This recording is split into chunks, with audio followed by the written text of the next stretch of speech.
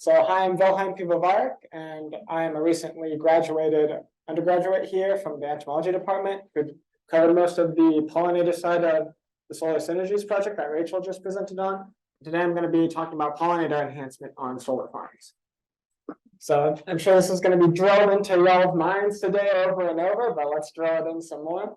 So pollinators are very necessary, as I'm sure everyone understands. 35% of global food production relies on pollination, and it's necessary to produce most of our major food crops.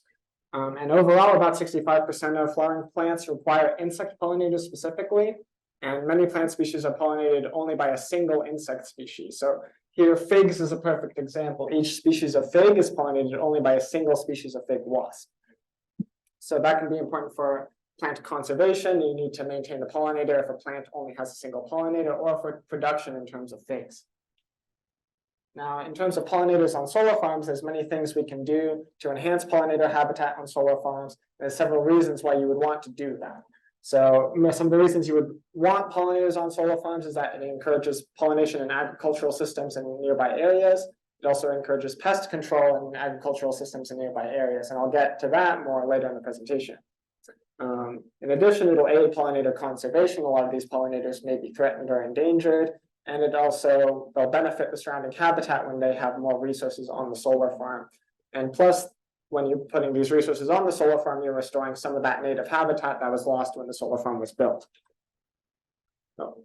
So when we're talking about these pollinators, there's a lot of different kinds of animal pollinators, but we're going to focus in on some of the four most important insect pollinators, and these are bees, wasps, flies, and butterflies and moths. So bees, but bees, of course, everyone knows bees are the most important major pollinator group. Let's move this out of the way. So everyone's heard save the bees. We all want to save the bees, but you may not know which bees actually might need saving. So honeybees, managed honeybees, are what we use to pollinate most of our food crops that require insect pollinators. Thank you. Sweet. So we use managed honeybees to pollinate a lot of our food crops like fruits that require insect pollinators, but honeybees can come with some problems. So honeybees aren't actually native to the Americas at all. They're native to the Old World.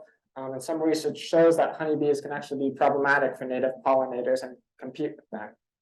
In addition, you may have heard that honeybees are endangered or going extinct, and there's a lot of misinformation with that. So honeybees are actually one of the most successful insect species in the entire world. They're not in any danger for extinction, or they're not endangered at all. And there's a lot of threats to honeybees, like honeybee colonies, managed honeybees, but those should be viewed through like a crop protection and honeybee production standpoint, not a conservation standpoint. Now, from the conservation side, in addition to honeybees that we use to pollinate our crops and produce honey, there are 20,000 other species of wild bees, and those are the ones that are really more threatened, because many of those are seeing dramatic population declines. In terms of conservation, you're talking about all those wild bees. And in addition to just wanting to conserve these species, those wild bees can also be really beneficial to us in terms of they can offer full pollination services in agricultural systems. And in fact, native bee diversity has been shown to increase, like when you increase native bee diversity, that's been shown to increase apple seed set.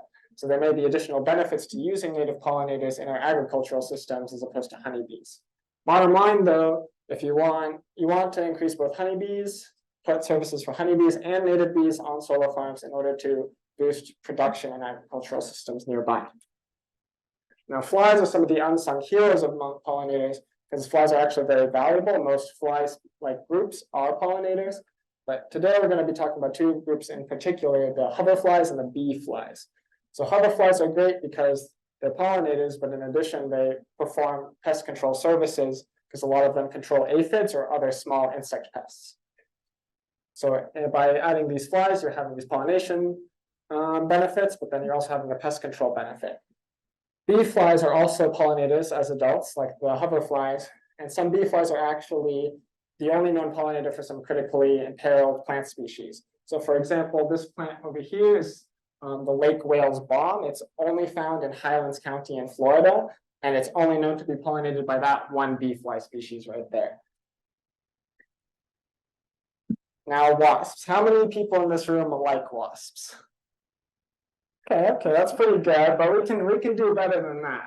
So you may not like wasps, but you should like wasps. So wasps are pollinators, but where they really shine is in pest control.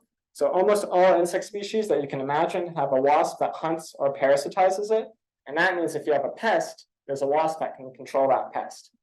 In addition, the majority of wasps are really tiny and gnat-like things that you're not even going to see, and they can't sting you. So up here, this insect on the top is called a fairy wasp. Can't sting. It's a type of wasp, but it's super tiny. Of the 110,000 species of described wasps in the world, the majority of them look like this. They're tiny little gnat-like things. Now, the rest of wasps, there's some wasps that are problematic for us. These are mostly social wasps, but they're a vast minority. And even a lot of these large hunting wasps that you see flying around are solitary. They're never aggressive towards people because they have no nest to defend. Now, to hammer this point home, if you have a pest problem, there's a wasp that can help you solve it. Got caterpillars, there's a wasp for that. You got white grubs, there's a wasp for that. You got mole crickets, there's a wasp for that. For any pest problem you can imagine, there's almost always going to be a wasp that can help you with it. It's just about the management of that wasp to help with the problem. Now, here's what we found in our actual study on the solar synergies project for the pollinator data. So this is the overall average pollinator abundance for all groups our beef research unit near the Gainesville site. And so you can see that the cover crop had the highest overall pollinator average abundance. And second to that was the wildflower trial. And the reason the cover crop had such a high abundance is primarily because of the buckwheat that we planted in that system. And then second to that was the wildflowers. We had a variety of wildflowers that were successful, but didn't bring quite as many pollinators as that buckwheat. The buckwheat really brought in a vast diversity and large amount of insect pollinators. And here are some of the major pollinator groups that we found at both of our study sites. So the top is the BOU site near Gainesville. The bottom is the SF1. That's the solar farm that we sampled on up in Tallahassee. And obviously there's some things with Latin names here. More importantly, we get this variety of pollinators that have a variety of services. So we have the hoverflies that control aphids. We have these different bees, and on Tallahassee we have a wasp that are mainly sort of pollinator roles. And we also have this variety of wasps that control grubs and mole crickets at different sites. So by putting these plants out there, we can get all of these different benefits in the surrounding landscape. Here are some recommendations for the pollinator side of what we planted in the project. So these are two safe plants that are really short growing that you could theoretically plant in between the panels at a solar farm. So Phlox drumondii is short. It doesn't attract a whole lot of stuff, but it's good for butterflies. Black-eyed Susan is also short. It was very successful in our trial. It's very good for halictus bees. These are the two heavy hitters from our trial, buckwheat and spotted bee balm, both of which attract extremely high abundance and diversity of pollinators. The problem with them is that they might be a little bit too tall for a lot of solar farms. Buckwheat goes to about 2 to 3 feet, and spotted bee balm I wouldn't recommend planting it in between panels on any solar farm where the panels are below 4 feet, but they can be good in the marginal areas of solar farms to just dramatically increase the amount of pollinators you're bringing onto the site. And for buckwheat, if you really want to risk it, you could keep it short by planting it later in the summer. That might keep it below that 2-foot threshold, which is what we were working with at the SF1 site, where the panels are a minimum of 2 feet off the ground.